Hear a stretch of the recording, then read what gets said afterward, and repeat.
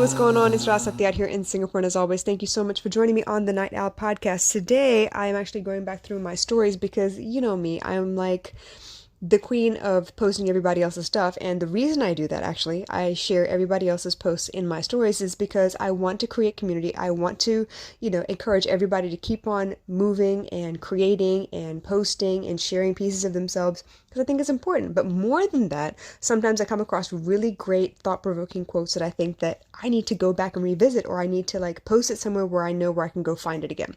So this is one of those things, right? I went through one of my favorite accounts is Mindful MFT, and they had a post up that really had me. It's not really like a new idea, but more like a reminder because we forget that things are constantly changing and that it's okay to change. So here's what it says: we have to all reevaluate our needs constantly. What makes you feel prioritized and loved one day can change in a year, in 5 years, in 20 years. The support you might crave might change. Your priorities might shift, and the only way to navigate this well is by constantly checking in and listening to yourself, as well as bringing it forward to the participants in your life. Check in with yourself, check in with each other often. I really love that, mostly because it reminds us that what worked for us when we were younger, maybe as a teenager, probably doesn't work for us anymore. Part of going back to look at your childhood and your upbringing to find out what your love languages are comes from what you didn't have at the time, so then you craved it a lot. And once you have that, your priorities kind of shift. So of the 5 love languages, maybe you grew up in a household where they weren't very physically affectionate, so you craved it because you saw people around you being physically affectionate and you didn't have it at home. You wanted it so bad. You're missing what you didn't have, right? But as you grew up and maybe you got into a relationship where the person you were with was very physically affectionate, you no longer had that as a craving, as a number one priority. It kind of dropped in the level of priority because maybe they did that very well, but they weren't very good about the words of encouragement. What people fail to understand is a lot of times when you're looking at how you want to be loved, how you want to be taken care of, it is a combination of all 5 love languages or all 6 human needs. You need all of them. Granted, they may not be in the same priority order as they are when you're a teenager versus when you're an adult, or even as a young adult versus after you've gotten married and had children. The priorities may change. They're always in a state of flux, but it's a good idea to go back and look at, okay, well, what works for me now and what doesn't work for me. Something I teach my clients actually is the fact that when I give them a workbook, keep the workbook as a plain copy first and then fill out one version of it so that you have a plain empty copy for you to refer back to and try again at a later time. Maybe you go through one relationship, right? Maybe it's a year or two of that relationship. You did the workbook in that relationship, like maybe at the beginning or whatever, to figure out what it is that you need so you know how to properly ask your partner for what you needed. But a couple of years down the line, y'all break up, it doesn't work anymore for whatever reason, and you find the need to go back and figure out, well, who are you now? Because obviously you're not the same person you were when you started that first relationship. Now you're different. Things have changed. Things have affected you. You have adjusted your belief systems. You've adjusted the way you cope with certain types of trauma or certain types of uncomfortable situations. So when you go back and use that workbook once again, you will find that the priorities have somehow shifted. What was very, very important to you in that relationship, because maybe that partner wasn't very good at verbalizing what they appreciate about you, but they were very good at criticizing, that no longer has any relevance. And you realize that the new partner is very different. They're good about talking about everything they see, everything they feel, everything they understand in the situation, but maybe they're not very good at the physical portion, or maybe they don't understand quite what you mean by quality time. So when you go back through that workbook, it gives you a chance to reevaluate and see how far you've come, what's different now in this, avatar of you, this version of you, so that you can once again effectively ask for what it is that you need. So when this post came up, right, I posted it in my stories, mostly because I wanted to come back and talk about it a little bit, like I always do.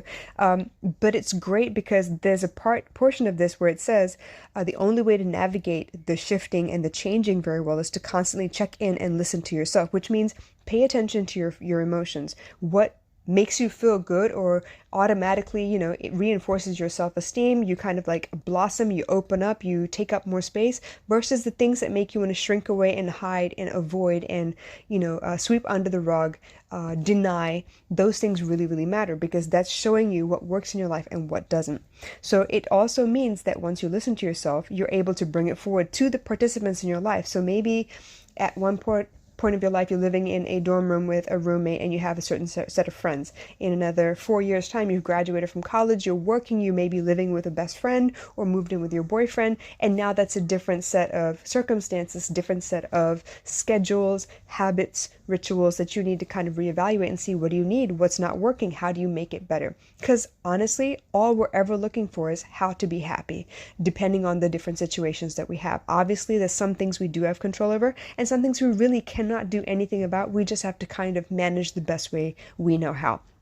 So this reminder, because it says that you need to understand your needs, your boundaries, your desires, your expectations of yourself and of your partner, your idea of how a relationship is supposed to work, the gender roles, what this person is supposed to do versus what that person is supposed to do, how y'all relate to each other. What does it look like when you've finished with an argument? What does finished look like? What does resolved look like? All those things could change depending on how much more information you have, how much more you've evolved. And it really just comes down to just checking in with yourself and seeing, hey, obviously I've changed. What's different now? What can I adjust now?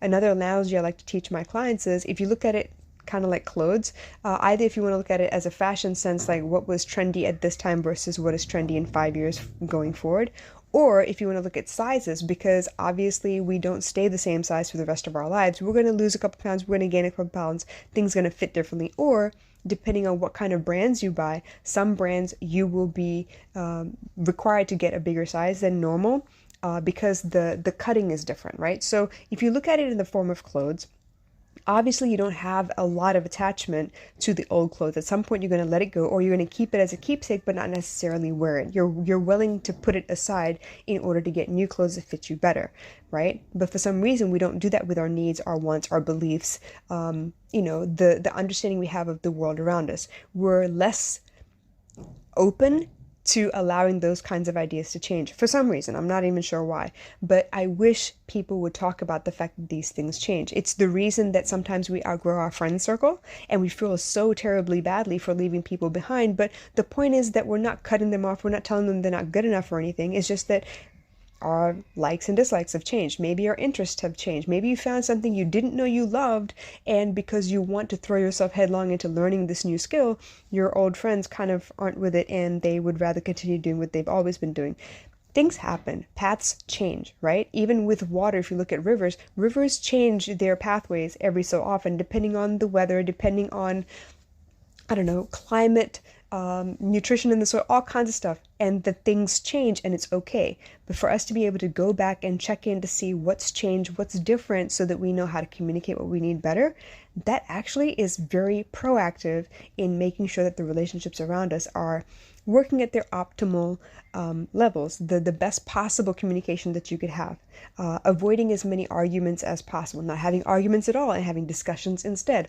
All those things come back down to how well do you know yourself? How do you know what you need when you need it? How do you know to soothe yourself when something has really upset you, and to communicate those things in case you're unable to help yourself, somebody knows what to do in that event, right? So with all of that being said, I hope this gave you food for thought, and gave you something to consider going forward. And if you have any questions, as always, drop them in the comments below, and I will catch you on the next episode. Catch y'all later. Bye.